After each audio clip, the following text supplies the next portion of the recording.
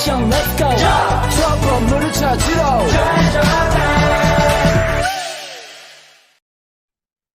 Assalamualaikum warahmatullahi wabarakatuh. Waalaikumsalam. Selamat pagi semuanya. Semoga selalu sehat selalu. Di sini kami dari kelompok 3B akan mempresentasikan hasil inventarisasi data identifikasi lahan sawit di Masjid Raya Al Istiqomah Politeknik Negeri Jember. Next. Di sini kelompok B4 beranggotakan yaitu pertama Maulida, kedua Safira Anggraini, ketiga Rafli Satrio, keempat Saiful, dan yang terakhir Trusta Denanda Devi Widikda.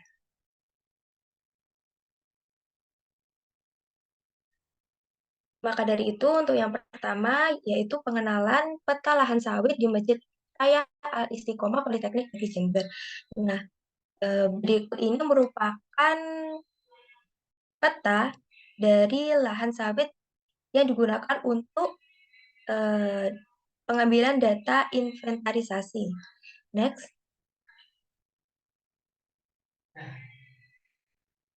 Selanjutnya wilayah Tapa ini akan dibacakan oleh Saudari Safira. Apakah sudah siap Saudari Safira? Sudah. Baik, silahkan. Baik, terima kasih.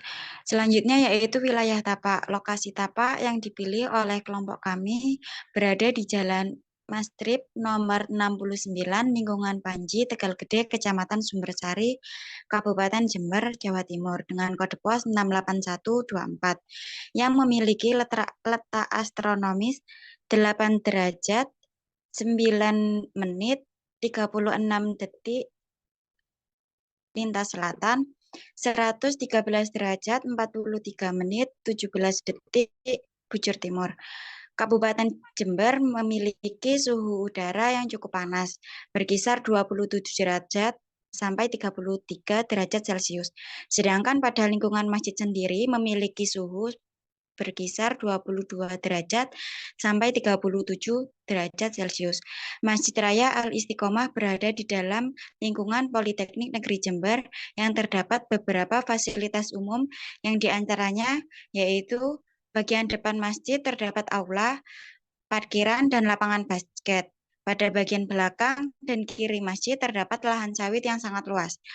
Sebelah kanan masjid terdapat poliklinik yang biasa digunakan untuk mahasiswa Politeknik Negeri sendiri dan biasanya digunakan untuk umum. Terima kasih, saya kembalikan ke moderator. Terima kasih untuk Saudari Safira. Selanjutnya yaitu pembahasan tentang sketsa dan keterangan sketsa dari lahan sawit di Masjid Al Istiqomah. Nah, di dalam gambar tersebut yaitu mempunyai bentuk segitiga dan ada sebelah kanannya itu seperti persegi. Nah, di dalam lahan tersebut didominasi oleh tanaman sawit yang disimbolkan dengan sebuah titik berwarna hijau. Lalu untuk di sebelah kiri segitiga itu terdapat banyak tumbuhan-tumbuhan dan solokan ya.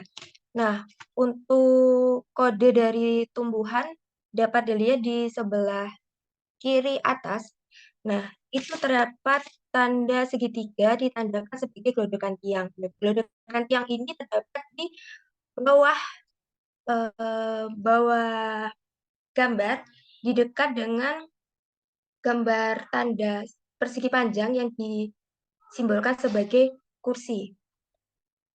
Lalu ada simbol T sebagai pohon tabebuia, M mangga, MN manggis, 8 yaitu bunga pukul 8, K itu pohon kenitu, P puring, KK kuncir kuda, lalu ada simbol bendera berada di antara kursi-kursi dan lampu.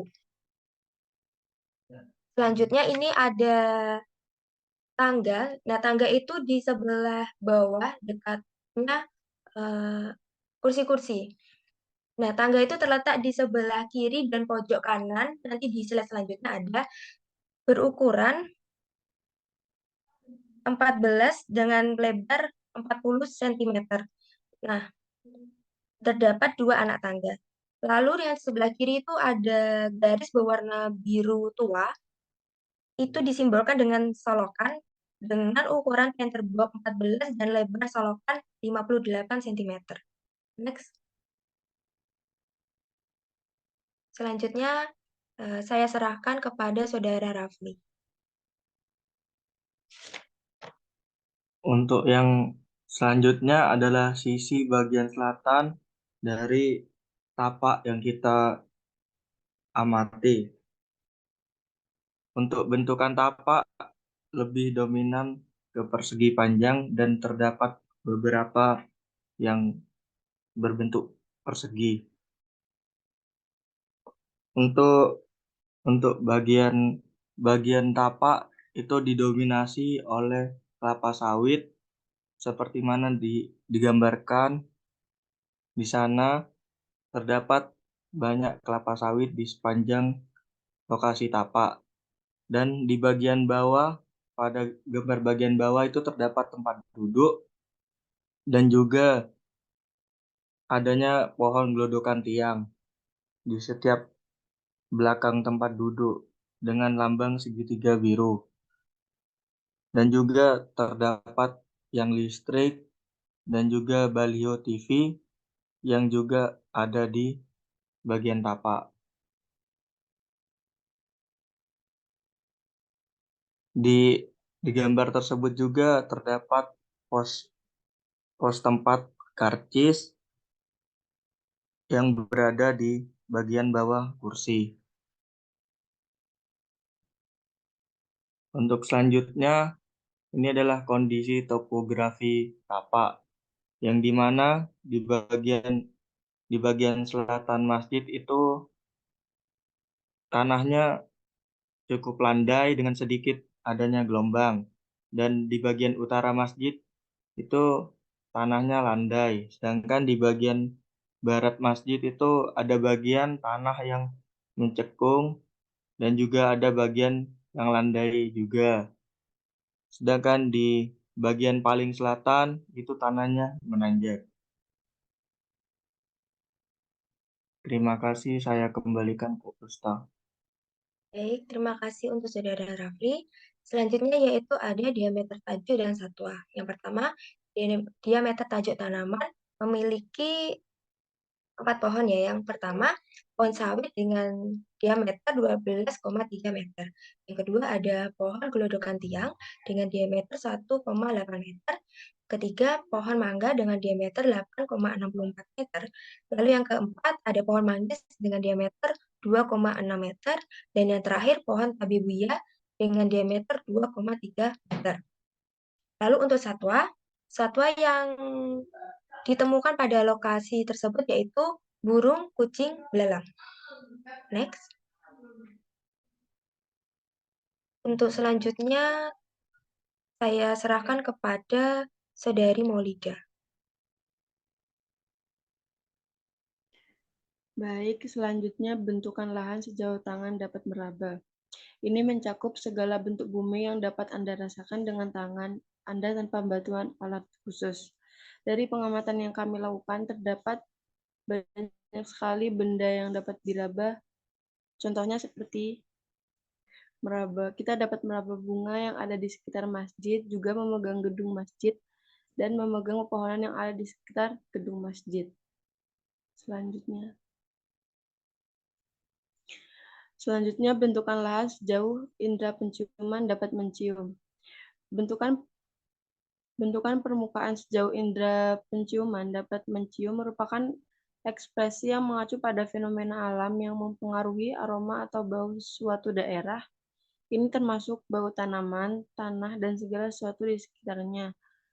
Dari pengamatan yang kami lakukan, ada banyak sekali aroma-aroma di sekitar tempat penelitian kami, baik aroma yang sedap maupun tidak sedap. Contoh aroma yang sedap seperti aroma angin segar yang dapat kita rasakan di bagian depan masjid. Juga terdapat aroma tidak sedap di bagian belakang masjid yang diakibatkan oleh pembuangan limbah kamar mandi dan juga kolam kotor yang menggenang di bagian belakang masjid. Nah, indera penciuman yang sensitif dapat mendeteksi perbedaan bau-bau tersebut yang juga dapat berubah seiring dengan perubahannya cuaca, tumbuh-tumbuhan, atau lingkungan sekitar. Sudah. Selanjutnya saya serahkan kepada moderator. Terima kasih untuk Saudari Maulida. Selanjutnya akan dibacakan oleh Saudara Saiful. Apakah sudah siap? Siap. Baik, terima kasih terus. Bentukan lahan sejauh mata memandang, yaitu mengacu pada jarak pandang yang sangat luas atau panorama yang dapat dilihat tanpa hambatan visual signifikan. Ini berarti bahwa Anda dapat melihat sejauh mungkin tanpa ada halangan seperti bukit, bangunan, dan atau hutan yang menghalangi pandangan. Contoh, pohonan, rumput, paving, genangan air, dan sampah. Ya, dari pengamatan kita kemarin, ya benda-benda yang dapat dilihat atau satwa yang dapat dilihat di sini yaitu pertama yaitu pohon sawit, gendokan tiang, dan lain-lain. Selanjutnya,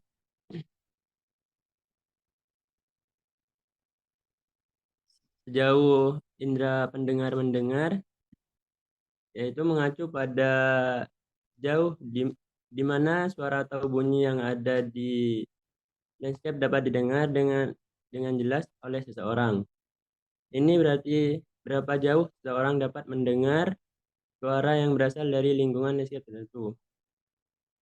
Contohnya, suara ranting pohon, suara kendaraan, suara burung. Terima kasih, saya kembalikan ke terus.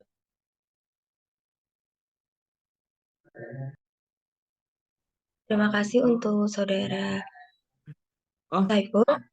Oh, iya. Ini masih dibaca, Saiful. oh ya baik. Ini adalah material soft and hard. Material soft dan hard merujuk pada dua kategori utama bahan atau elemen yang digunakan untuk mengembangkan tampilan dan fungsi dalam suatu area landscape. Berikut adalah penjelasan tentang keduanya. Material soft adalah landscape mencakup semua elemen yang hidup atau organik seperti tanaman, rumput, bunga, pohon, semak, dan vegetasi lainnya. Tanaman dan elemen hijau lainnya adalah contoh minimal soft yang memberikan estetika, keindahan, serta unsur alami pada tampilan landscape. Material soft juga berperan dan merancang fungsi lingkungan seperti memberikan teduh, menyaring polusi udara, dan menciptakan habitat untuk hewan. Selanjutnya, material hard.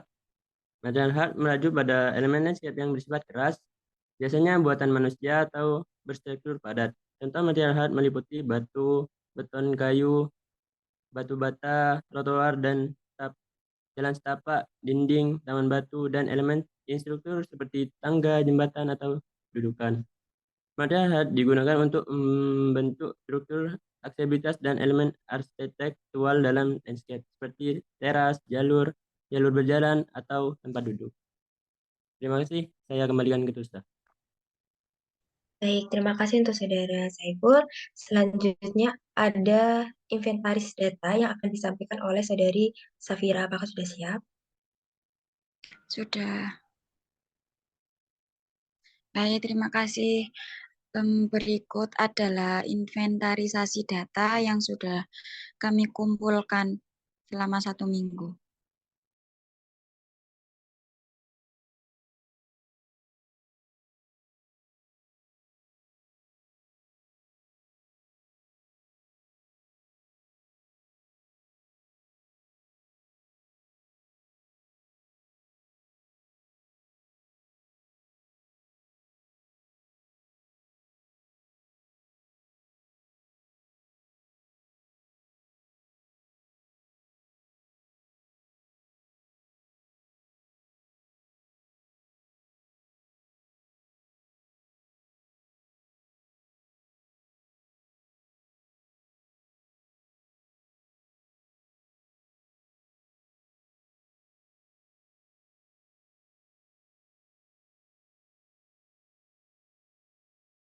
Halo, apakah bisa ditampilkan, Rafli?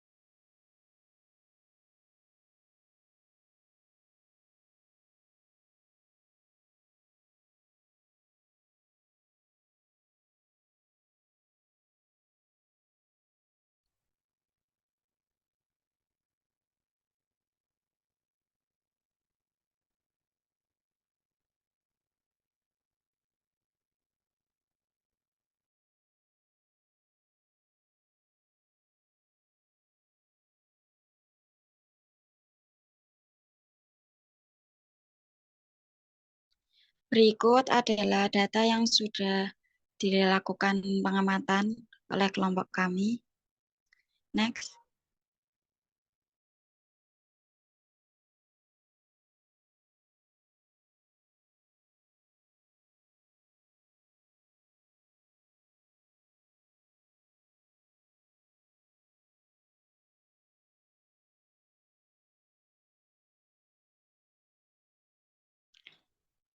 Selanjutnya yaitu harapan ke depan untuk taman pada lahan sawit dari beberapa responden, yaitu lebih dimanfaatkan dalam bentuk taman agar sesuai dengan fungsi. Bisa terrealisasikan sesuai rencana dan kebersihannya selalu dijaga. Selanjutnya yaitu tanaman yang diinginkan.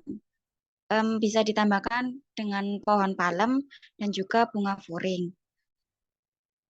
Selanjutnya perbaikan sarana yang diinginkan, yaitu peletakan tanaman yang lebih rapi dan juga penambahan gazebo.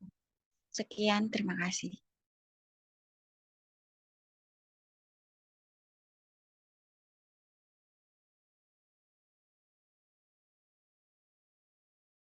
Saya kembalikan ke moderator.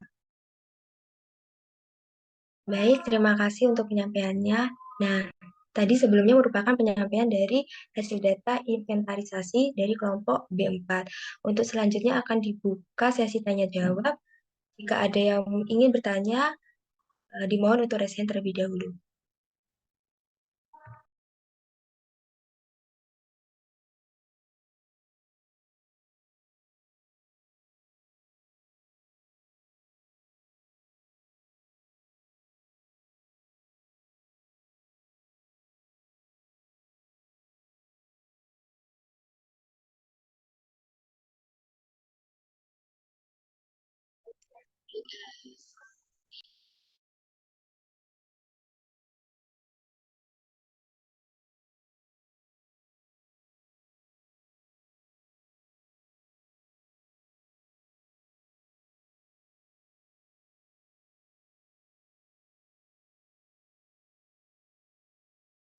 Baik, silakan untuk saudari Salsabila. Terima kasih. Sebelumnya apakah data itu dengar? Dengar. Mungkin bisa minta tolong untuk dibuatkan di slide yang sejauh itu indra. Oke.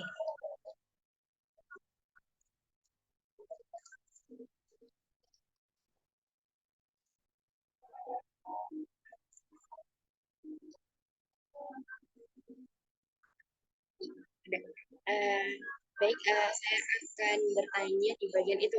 Kan itu ada kolam kotor yang mengenang. Nah, jadi itu bentukan dari genangan air tersebut itu kolam yang ada bangunannya atau hanya sebuah cekungan yang ada airnya. Dan kemudian dari hasil cekungan yang ada airnya itu apakah ada larva-larva yang menghasilkan nyamuk? Udah itu aja. Sekian, terima kasih. Apakah bisa dipahami pertanyaannya? Ya, dapat. Terima kasih untuk saudari Salsabila. Baik, tolong untuk saudari Raffi dipindah slide ke depan di area sketsa.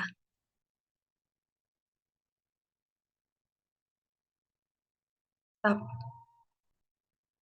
Nah, jadi pada gambar tersebut terdapat gambar persegi panjang di daerah sawit sebelah kiri. Terlihat?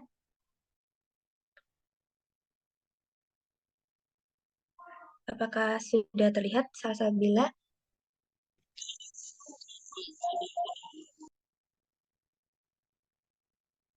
Nah, jadi untuk kolam tersebut itu bentukan kolam dengan bentuk segi panjang.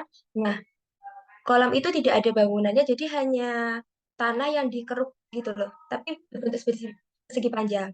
Nah, kolam tersebut itu mendapatkan aliran dari air kamar mandi masjid. Jadi ada bau-bau tidak sedap yang terdapat di genangan tersebut.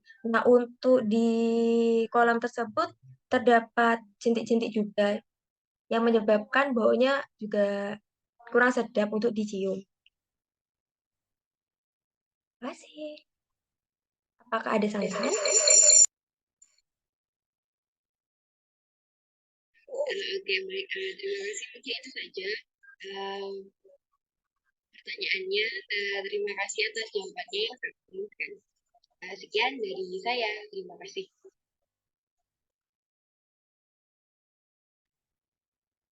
Terima kasih kembali untuk Saudari Salsabila. Selanjutnya ada kayak ingin bertanya lagi.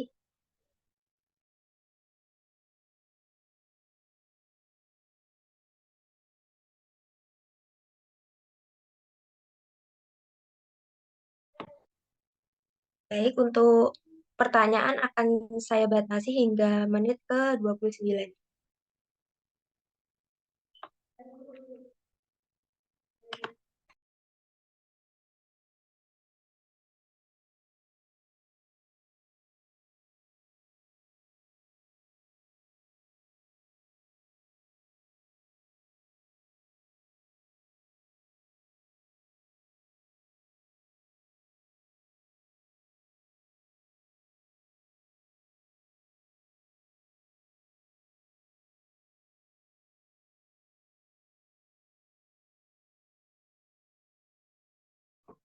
Apakah masih ada yang ingin bertanya?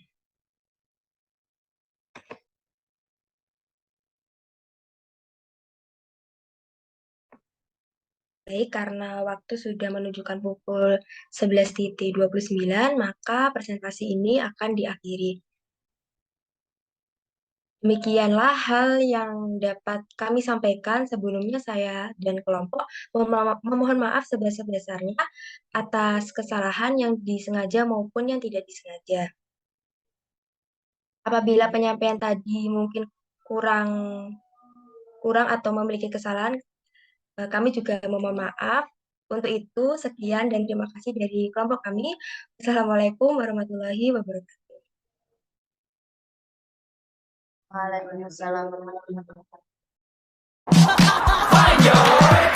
트레저와 함께 달려 Ready for action, let's go 저 건물을 찾으러